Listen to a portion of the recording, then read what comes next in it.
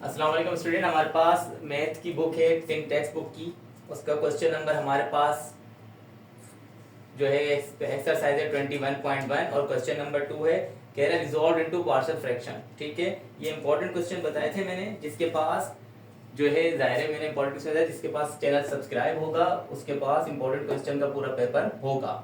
मैं पेपर के अंदर 2025 के ये आने हैं इंपॉर्टेंट क्वेश्चन, और पेपर इसी में से आएगा। जिसके पास चैनल सब्सक्राइब नहीं वो सब्सक्राइब कर ले ताकि उसको भी इंपॉर्टेंट क्वेश्चन और तमाम की तमाम एक्सरसाइजेस मिल जाएं। ठीक है, क्वेश्चन नंबर 2 है, इसको सॉल्व करें। Resolve into partial fraction. Partial fraction को सॉल्व करना है, डायरेक्ट सॉल्व कर लें इसको। ठीक है, मैं क्वेश्चन दोबारा नहीं लिख रहा, इसको यही सॉल्व लिख देता हूँ। क्लियर, क्वेश्चन ये है। ठीक है, दोबारा आप सॉल्व लिखने के बाद दोबारा क्वेश्चन लिखेंगे तो लिहाजा मैं इसी के ऊपर सॉल्व लिख के उसको सॉल्व कर देते हैं। और इसको सॉल्व करने का तरीका दायरा ये है कि सबसे पहले जो नीचे टर्म होती है उसको हम क्या करते हैं, एलसीएम ले लेते हैं उसका। सॉरी, उसका नीचे जो टर्म होती है उसको फैक्टराइज कर लेते हैं। फैक्टराइज करने के लिए ऊपर जो टर्म होती है वो तो ऐसी रहती है, 4x माइनस का 4 एज इट इज रहेगा। और फैक्टर कैसे बनाते हैं, पहले वाली को एंड से मल्टीप्लाई करते हैं, वरना 1 मल्टीप्लाई 3 तो ये 3 के फैक्टर ऐसे बनाने कि प्लस या माइनस करने पर बीच वाली टर्म बन जाए। प्लस माइनस करने प्लस या माइनस करने में बीच वाली टर्म कैसे बनेगी, इसको मल्टीप्लाई कर देंगे, इसके फैक्टर बनाए 3 के फैक्टर क्या होंगे, 3 के फैक्टर दायरे यही होंगे, 3 मल्टीप्लाई 1 तो ये बन जाएगा 3। देखें अगर आप इसको 3 में दायरे 3 में से बन गया तो 2 बच जाएगा। देखिए बीच वाली टर्म बन गई तो इसके फैक्टर है। ठीक है, अगर ये पहले बात ये देखें, ये अगर अभी ये आ रहा है माइनस करने पर, जब माइनस करने पे फैक्टर बनते तो यहां जो साइन होता है ना, पहली वाली के साथ याला आता है और दूसरी के साथ उसका अपोजिट, मतलब यह माइनस, दूसरी के साथ उसका प्लस आएगा। अगर प्लस करने पर फैक्टर बनते हैं तो यहां जो साइन होता है वो दोनों के साथ लगता। देखिए पहले एक्स स्क्वायर ऐसे रहेगा, फैक्टर बनाए, मैंने क्या कहा, पहली जब माइनस करने पर आए तो पहली टर्म माइनस की तो माइनस, पहला फैक्टर है 3x, दूसरी के साथ मतलब इसका अपोजिट, अपोजिट क्या होगा, इसका प्लस होगा जाहिर है। और x के साथ 1 नहीं लिखते, देखिए 3x प्लस का 1 माइनस 3 अपनी जगह पर। क्लियर, ये फैक्टर बन गए। इसके बाद आपको पता है आपने फैक्टराइजेशन का पूरा चैप्टर पढ़ चुके हैं, बहुत आसान है। और बहुत जो 2 टर्म शुरू की होती है इसमें से कॉमन लेते हैं और जो 2 टर्म एंड की होती है इसमें से कॉमन लेते हैं। इसमें से कॉमन आ जाएगा आपके पास x, जब x कॉमन आ गया तो अंदर बचा हमारे पास सिर्फ 1x, 2 थे ना, 1x बाहर आ गया, 1 अंदर बचा, माइनस x बाहर आ चुका है 3, इसमें से देखें कुछ कॉमन नहीं तो 1 ले लें, 1 कॉमन आ गया तो यहाँ के बचा x माइनस का 3 एज इट इज रहेगा। ठीक है, जब कुछ कॉमन नहीं तो 1 ले लेते हैं, ये मिटा लेंगे, ये समझ को डिवाइड समझे। अब यहां पर 4x माइनस का 4 रहेगा एज इट इज। जो 2 हमारे पास एक जैसे बॉक्स होते हैं उनको एक बार लिखते हैं, x माइनस का 3, और जो बचता है उसको एक बॉक्स में लिखते हैं, मतलब x प्लस का 1 ये आ गया एक बॉक्स में। ठीक है, मजीद इसको यहां सॉल्व कर लें। फिर क्या करेंगे, जब ऐसी कंडीशन बन जाए ना तो फिर हमें पता है जाहिर हम करते हैं लेट, इस सॉरी ये ब्रैकेट है, ये ब्रैकेट, जब इसको लेट करेंगे तो क्या हो जाएगा, 4x माइनस का 4 डिवाइड में x माइनस का 3 x प्लस का 1। हमें पता है पार्शियल फ्रैक्शन में हम करते क्या हैं, इसको लेट करते हैं a1 plus a2 plus a3 और उसके नीचे से इतना 1 2 3 फैक्टर चलते रहते हैं। तो ये बराबर होगा a1 और नीचे क्या है x माइनस का 3 बीच में प्लस a2 x प्लस का 1, इसको इक्वेशन 1 का नाम देते हैं। ठीक है, उसके बाद क्या करेंगे, उसके बाद इसका एलसीएम ले लेंगे, ये वाली टर्म अपनी जगह पर रहेगी।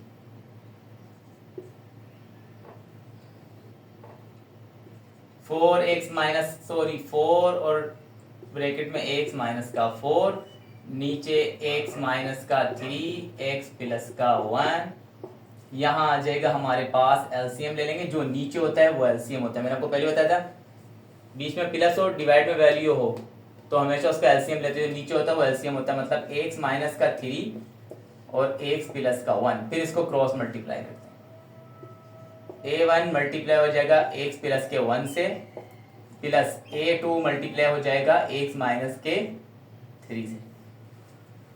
ठीक है, और अब देखें नीचे अगर डिनोमिनेटर सेम हो तो कैंसिल हो जाते हैं, लेकिन इक्वल बीच में हो, जब इक्वल बीच में हो और दोनों तरफ डिनोमिनेटर सेम हो तो हमेशा ये कैंसिल आउट हो जाते हैं। ठीक है, देखें कैंसिल आउट होगा इक्वल के दोनों तरफ। हाँ, एक तरीका और ये भी है, आप दोनों तरफ मल्टीप्लाई कर ले, x माइनस का 3 और x प्लस का 1, तो ये भी कैंसिल हो जाएंगे। लेकिन जब जाहिर आसान तरीका है कि इक्वल है बीच में और दोनों तरफ सेम वैल्यू, तो कैंसिल हो जाती है। यहां बचेगा 4x माइनस का 4, यहां बचेगा a1 x प्लस का 1, बीच में प्लस a2 x माइनस का 3।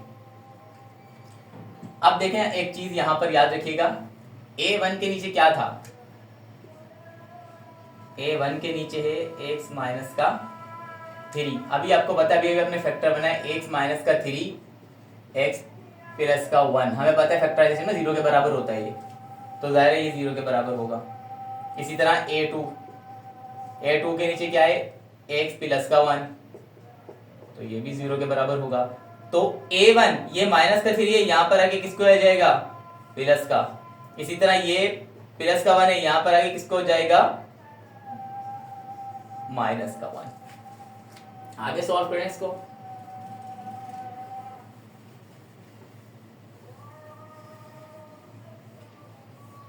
अब देखें 4 पहले लिख लें, 4a1, पहले तो a1, इस इक्वेशन को देते हैं इक्वेशन 2 का नाम, और इधर लिख लें 4a1 के लिए क्या करेंगे, put x is equal to 3 in equation 2, put x is equal to 3 in equation 2। Equation 2 क्या है, 4 रहेगा एज इट इज, x की जगह पर क्या आ जाएगा हमारे पास 3, बीच में आ रहा है माइनस और ये 4, इक्वल उस तरफ आ जाए। a1 रहेगा एज इट इज, x की जगह पे आ जाएगा 3 प्लस का 1 as it is, plus a2 रहेगा ऐसे ही, x की जगह पर आ जाएगा 3 और वहां पर माइनस का 3 सेम। अब क्या होगा, आगे ये होगा कि जाहिर 4 रहेगा ऐसे ही, यहां से बच जाएगा माइनस का 1, यहाँ पे a1 रहेगा ऐसे ही हो जाएगा 4, और ये देखिए ये प्लस माइनस का कैंसिल, प्लस a2 मतलब ये बच जाएगा 0। ठीक है, और 0 से कोई भी चीज मल्टीप्लाई वो 0 हो जाती है, a2 तो 0 ही हो जाएगा। ठीक है, तो इसको लिखने की भी जरूरत नहीं है, लिहाजा यहीं इसको 0 कर दें।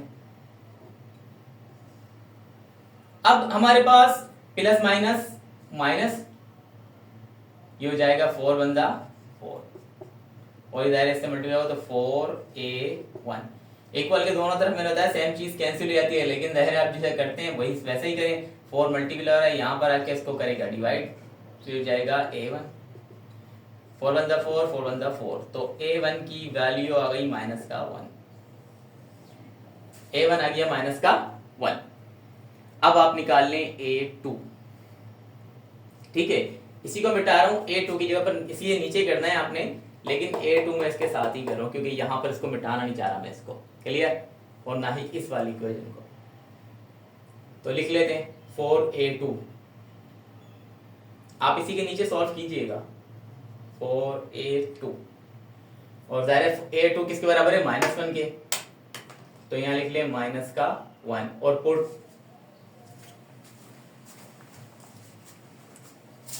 4a2, जाहिर है x is equal to minus का 1, क्योंकि a2 के लिए माइनस का 1 रखेंगे और इक्वेशन 2 में ही पुट करना है, ये वाली इक्वेशन 2 में पुट कर लेते हैं इसको। इक्वेशन 2 में पुट करेंगे तो क्या हो जाएगा 4, x की जगह पे आ जाएगा माइनस का 1 माइनस का 4 इक्वल a1 रहेगा एज इट इज, x की आ जाएगा माइनस का 1 और ये प्लस का 1, इसी तरह प्लस का a2, x की जगह आ जाएगा माइनस का 1 और माइनस का 3, ये 4 रहेगा एज इट इज, माइनस का 5 हो जाएगा, देखिए माइनस माइनस होता प्लस है लेकिन साइन माइनस का रहता है। इसी तरह a1, देखिए यहां पर a1 को सॉल्व कर ले, माइनस प्लस माइनस ये हो जाएगा 0, तो जाहिर है ये तो a0 से कोई भी चीज मल्टीप्लाई हो 0 ही हो जाती है, तो इसको यहां पर ऑलरेडी 0 ही लिखते हैं। जो कि 0 plus A2 plus minus, sorry minus minus होता प्लस है लेकिन साइन किसका रहता है, माइनस का। देखिए जाएगा माइनस का 4, 1 माइनस का और माइनस का 3। अब इसको मजीद सॉल्व करिए, जाएगा 4 माइनस का 5, ठीक है। और हमारे पास इसी तरह यहां पर आ जाएगा, सॉरी इसको मजीद सॉल्व ही कर लें। 4 मल्टीप्लाई 5 से होगा तो हो जाएगा माइनस का 20 प्लस माइनस माइनस, और ये इस तरफ इक्वल के हमारे पास A2 माइनस का 4, ये माइनस का 4 मल्टीप्लाई हो रहा है, यहाँ पर आगे इसको करेगा डिवाइड तो हो जाएगा माइनस का 20 नीचे माइनस का 4 बराबर हो गया A2 के, ये माइनस से माइनस कैंसिल, 4 1 4 4 5 20। तो A2 की वैल्यू आपके पास आ गई है 5, ठीक है। A2 की वैल्यू आपके पास आ गई 5, जबकि आपके पास वो वाली वैल्यू आई थी माइनस का 1। A1 आपके पास आया था माइनस का 1 और A2 आपके पास आया 5, ठीक है। इसको सॉल्व कर लें। ये दोनों जब आ जाए, इसी के नीचे आपने लिखना है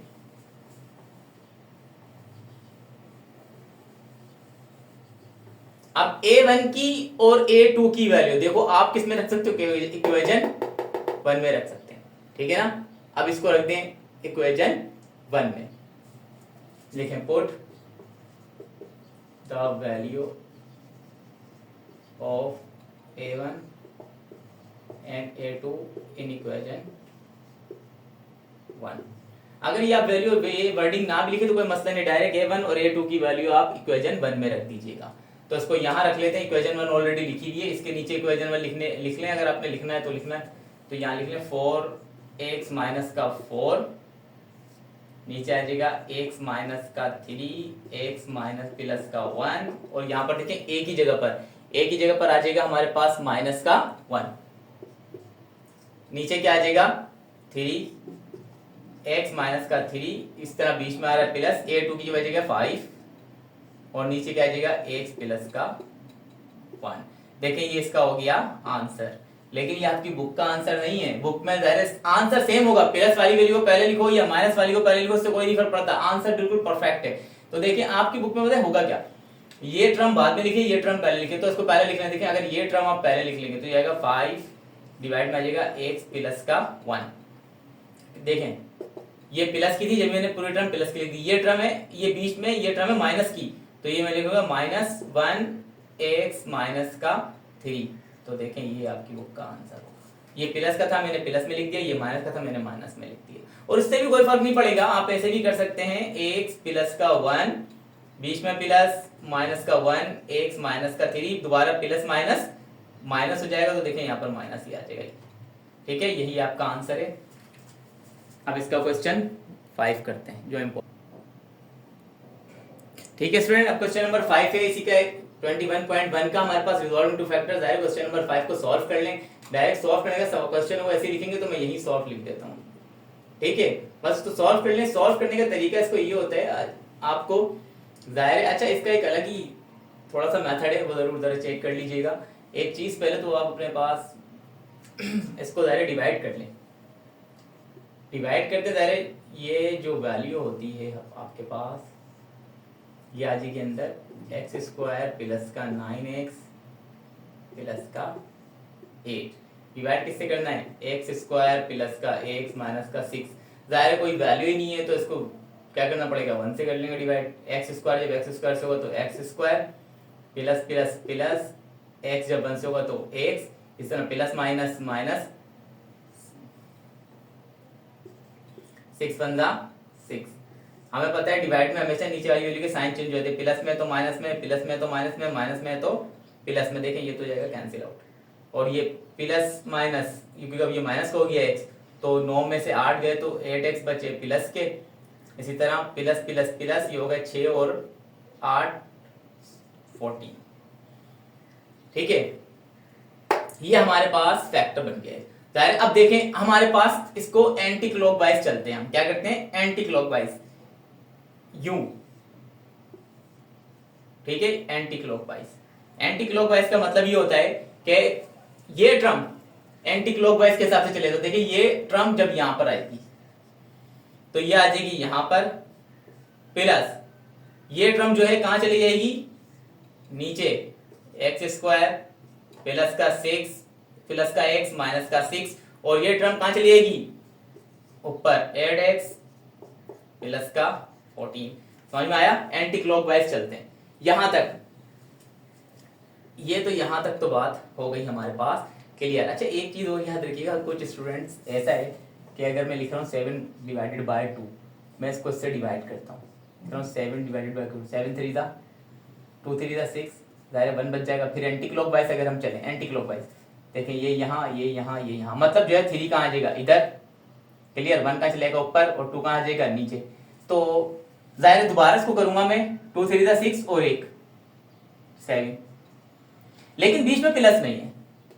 लेकिन बात यह है कि आप कर तो प्लस रहे हैं, 2 3 दा 6 प्लस का 1, तो एक ही बात है। अगर आप इस तरह लिख लें और अगर इसका एलसीएम भी ले लें तो आप सेम ही होगा, 2 3 दा 6 हो जाएगा और प्लस का 1 हो जाएगा, नीचे कुछ नहीं होगा। सपोज कर लें ये 3 है, कुछ स्टूडेंट का मानना ये है कि सर ये ऐसे है, तो फिर तो ऐसा, अगर ये ऐसे भी है तो कोई फर्क नहीं पड़ेगा, इसका एलसीएम ले लें आप, इसके नीचे कुछ नहीं हो तो 1 सपोज करें, 2 3 दा 6 प्लस का 1 ऐसे ही, और नीचे क्या है 2 अपनी जगह पर, ये देखें 7/2। एक ही बात है, ऐसे लिखें या ऐसे लिखें, साइक्लोन एक ही बात है, क्लियर। इसके अंदर अब कंफ्यूज होने की जरूरत नहीं है, तरीका यही होता है। अब यहां पर इसको मजीद सोल्व कर लें, मजीद सोल्व करें, देखें अब ये जो वैल्यू आ गई हमारे पास, हम सोल्व तो इसको कर रहे हैं ना, ये आएगा एक्स स्क्वायर प्लस का 9x प्लस का 8 डिवाइड में आ जाएगा एक्स स्क्वायर प्लस का x माइनस का 6 बराबर किसके आएगा 1 प्लस 8x प्लस का 14 डिवाइड में आ जाएगा एक्स स्क्वायर प्लस का x माइनस का 6।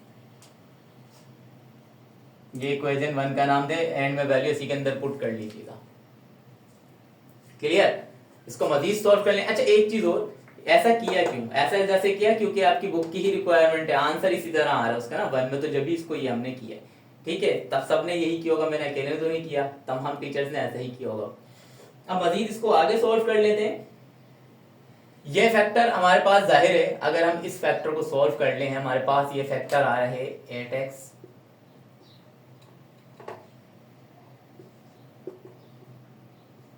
प्लस का 14, नीचे हमारे पास एक्स स्क्वायर प्लस का x माइनस का 6। इस फैक्टर की जो भी वैल्यू आएगी वो इसकी जगह पर रख लेंगे, ठीक है। 8x प्लस का x, अब हमें पता है जब इस तरह की वैल्यू आती है इसका एलसीएम ले लेते हैं। एलसीएम मैंने आप अभी सॉरी इसका हम फैक्टराइज कर लेते हैं इसको। 1 मल्टीप्लाई होगा 6 से, 1 मल्टीप्लाई 6 तो 6 होगा, एंड वाली टर्म 1 वाली टर्म फर्स्ट वाली टर्म एंड से मल्टीप्लाई हो जाती है। फैक्टर ऐसे बनाने के प्लस माइनस करने पर 20 वाली टर्म बन जाए। अगर देखें 20 वाली टर्म बड़ी आसानी से बन रही है, 3 मल्टीप्लाई 2 बन जाएगा 6, ठीक है। तो जरा देखें अब 3 में से 2 चले आएंगे तो 1 बच जाएगा। मैंने कहा जब माइनस करने पे आए तो यहाँ जो साइन होता है वो पहली के साथ और दूसरी के साथ उसका अपोजिट, ये हो जाएगा 8x प्लस का 14, नीचे एक्स स्क्वायर रहेगा as it is plus 3x minus का 2x क्योंकि उसका अपोजिट, और माइनस का 6 एज इट इज रहेगा। उसके बाद आपने क्या करना होता है, उसके बाद करना ये होता है कि ऊपर वाली टर्म तो रहती है as it is 8x plus का 14, इन दोनों में से कॉमन ले लें, क्या निकल रहा है x, तो बचेगा x प्लस का 3, यहां से x बाहर आ चुका है तो 3, इसमें से देखें माइनस कॉमन निकल गया, माइनस कॉमन निकल गया तो, और माइनस के अलावा 2 भी कॉमन निकल गया, दोनों में 2 है, 2 आ गया कॉमन, तो यहाँ बचा x, यहाँ से माइनस बाहर आ चुका तो प्लस का 3, ये आ गया हमारे पास फैक्टर। इसको मजीद सॉल्व कर लें।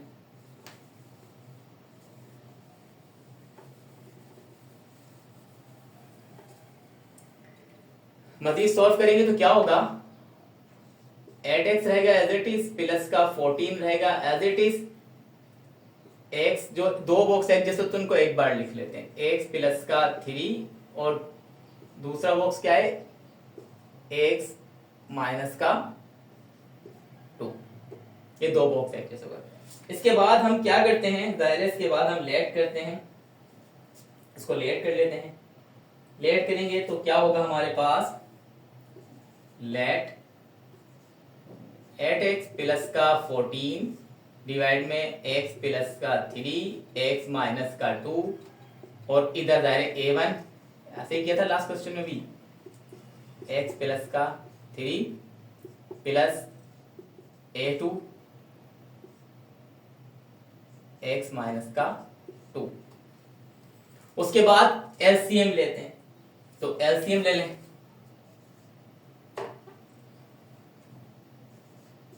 एट एक्स प्लस का 14 नीचे आ जाएगा एक्स प्लस का 3 एक्स माइनस का 2, इसका एलसीएम लेते हैं। नीचे जो होता है वो एलसीएम होता है, मतलब एक्स प्लस का 3 एक्स माइनस का 2, ये से आगे मल्टीप्लाई होगा तो क्या हो जाएगा, a1 एक्स माइनस का 2 प्लस, और ये से हो जाएगा तो हो जाएगा a2 एक्स प्लस का 3। देखिए नीचे जो इक्वल के दोनों तरफ अगर वैल्यू सेम हो तो कैंसिल आउट हो जाती है। यहाँ बच जाएगा 8x प्लस का 14, ये हो जाएगा a1 एक्स माइनस का 2 प्लस a2 एक्स प्लस का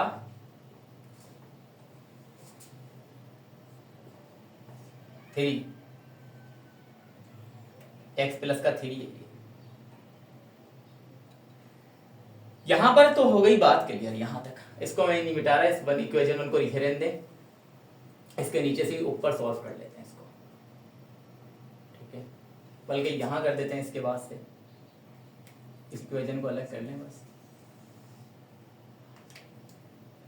इसके बाद से यहां सॉल्व कर लेते हैं।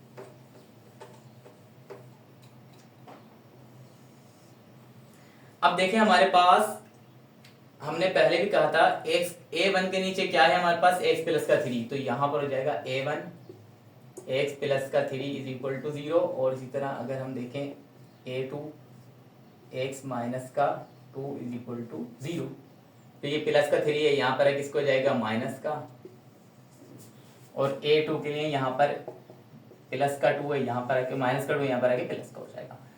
अब जाहिर है पहले हम लिखेंगे 4x, पहले हम निकालेंगे 4a1, ये इक्वेशन 1 है, ठीक है, ये हमारे पास इक्वेशन 1 है, तो यहां सॉल्व कर लेते हैं 4a1।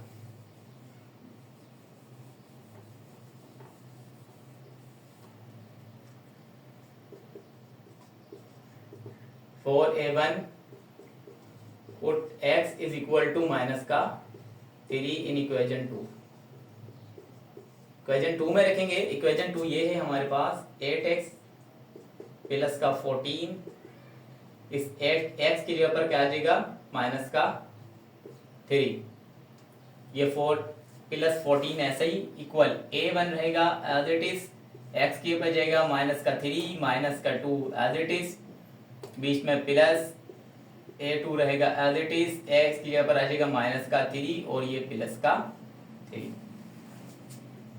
8 रहेगा एज इट इज, जाहिर प्लस माइनस माइनस 8 से 24 प्लस का 14 इज इक्वल टू, जाहिर देखिए ये हो जाएगा a1, माइनस माइनस होता है प्लस है लेकिन साइन रहता है माइनस का, तो जाएगा 5 प्लस, देखिए प्लस माइनस कैंसिल, तो ये यहाँ पर हो जाएगा a2, ये हो जाएगा 0, तो 0 से कोई भी चीज मल्टीप्लाई हो वो 0 ही आती है, इसको नेक्स्ट स्टेप में ले आने की जरूरत है ही नहीं, जाहिर ये 0 ही लिख करते हैं, इसको यहाँ लिखना है तो लिख भी लें, ठीक है। अब देखिए हो जाएगा माइनस का 14 चले जाएंगे तो, लेकिन बड़ी वैल्यू का साइन माइनस का है तो यहाँ पर बच जाएगा 10 माइनस का, ये हो जाएगा माइनस मल्टीप्लाई हो रहा है, ये तो बिल्कुल ही कैंसिल हो जाएगा, इससे ये मल्टीप्लाई हो रहा है, जाहिर है यहाँ पे 5 इससे आगे क्या हो जाएगा डिवाइड, तो ये माइनस का 5 यहाँ बच जाएगा हमारे पास a1,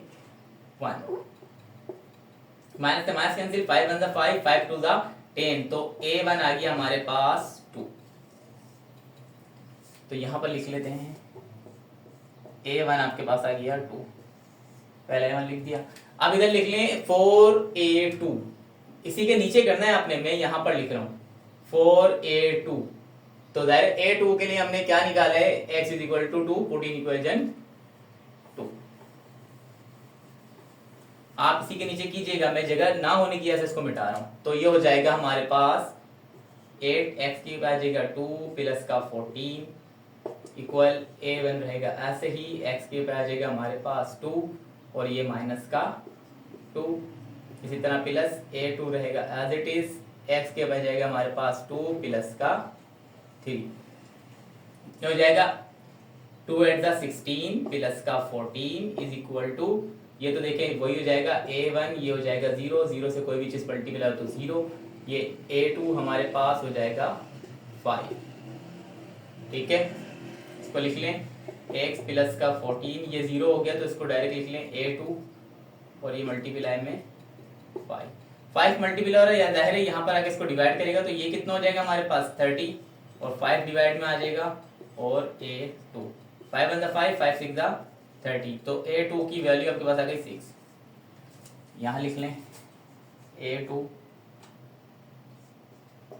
बराबर हो गया 6 के।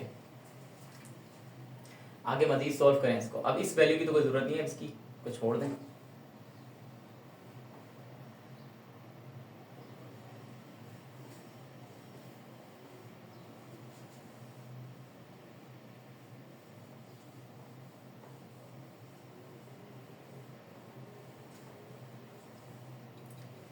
यहां तक अगर कुछ समझ में नहीं आया तो आप कमेंट्स करके पूछ लीजिएगा, क्योंकि इंपॉर्टेंट क्वेश्चन है और थोड़ा सा कॉम्प्लिकेटेड भी है। ठीक है, अब मजीद आगे इसको सॉल्व करते हैं। आगे सॉल्व करेंगे हम तो हमारे पास होगा क्या, A1 आ गया, A2 आ गया, हमने इक्वेशन निकाल रखी थी A1 और A2 वाली इक्वेशन हमने निकाली हुई थी, तो इसके अंदर इसको पुट कर लेंगे। ठीक है, असल में वो इक्वेशन भी शायद मैंने रब कर दी है, कोई मसला नहीं है, वो इक्वेशन में दोबारा लिख देता हूँ इधर। देखें वो ये इक्वेशन थी जो मैंने रब कर दी थी, जाहिर तो सॉल्व करते करते जाहिर हम ये यहाँ तक आ गए, तो हमने A1 और A2 निकाला था। जाहिर ये इक्वेशन हम कहाँ से इसको लेकर हम सॉल्व करते हुए आए थे ना, जाहिर है इस इक्वेशन को लेकर सॉल्व करते हुए आए थे, तो यहाँ पर ये इसी के बराबर लिख लें इसको, ये हो जाएगा 8x प्लस का 14 x स्क्वायर प्लस का x माइनस का 6, ये सॉल्व करते हुए आए थे हम, तो ये फिर फैक्टर इसके फैक्टर बनाए थे हमने। जाहिर है इसी के बराबर है, A1 की जगह पर अब आ जाएगा हमारे पास 2, नीचे आ जाएगा x प्लस का 3 प्लस A2 की जगह पर आ जाएगा हमारे पास 6, नीचे आ जाएगा x माइनस का 2। अब एक चीज देखें सोचने की है, ये पूरी टर्म देखें, अगर हम ये पूरी टर्म बराबर किसके, इसके, तो इस पूरी टर्म की जगह पर पुट इन इक्वेशन 1,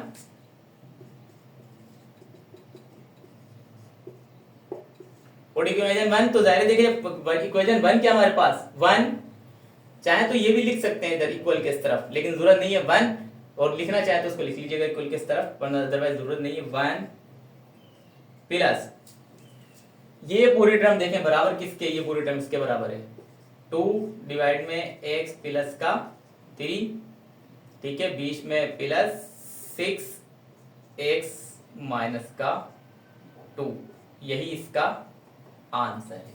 ठीक है स्टूडेंट, क्लियर? फिर भी कुछ समझ में आया तो कमेंट में पूछ लीजिएगा। एक चीज आपको बता दूं, ये इसकी जगह पर आप कहेंगे ये लिख रहे हैं, तो आप शुरू से वीडियो देख लीजिएगा कि ये सॉल्व करते हुए आते तो ये वैल्यू बनी थी, इससे कोई नहीं फर्क पड़ता है। और अगर फिर भी मैं थोड़ा सा और समझा दूं आपको, अगर कोई मसला है तो मैं इधर समझा देता हूं, इसको देख भी लें।